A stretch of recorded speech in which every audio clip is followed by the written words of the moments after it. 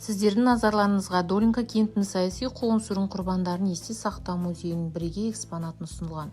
Күнделіктің сарғайған беттерінде сіз белгілі автордың өз шығармаларының өлеңдері мен әндерін, сондай-ақ лагерь өміріндегі кейбір сәттерді оқи аласыз. Өлеңдерінде автор қамауда болған кезде өзінің туған үйін, туыстарын, достарын және әсіресе анасына бірнеше рет еске алады. Сенен бөлек жүргенімізге көп жыл болды, менің аяулы анашым.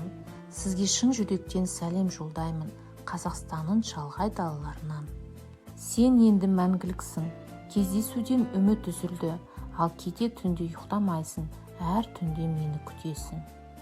Шыны керек, көз жасыңды көп төктің, ұлынан жан азап шеккенін білу үшін. Көп жылдары бойы сені мені күттің, және тағы да жалғыз қаласың. Анашым, жылдар өтер, ұзақ күту шынымен жақын арада емес. Сен үйде күт, мен келемін, көктемнің күні табалдырықта аттаймын. Бүгін түнде сіз күтпейсіз, мен үйдің есігін тез ашамын. Қуаныштан көз жасын тыю үшін, олар дауылды өзендей ағып кетер. Сені нәзік сезіммен құшақтаймын, қолдарым сені сипайды. Мүмкін мен сонда түсінемін, қандай бақытсыз болдың алыста сен. Әрине, күнделікті әр беті өзінше қызықты. Ал өте қызықты сәттері тұтқын 1953 жылы 6 наурызда жазады.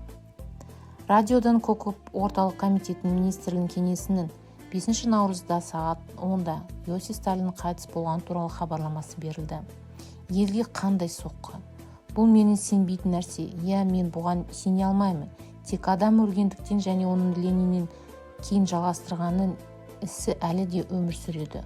Оның социализм мен коммунизм құру мақсаттары өлмес.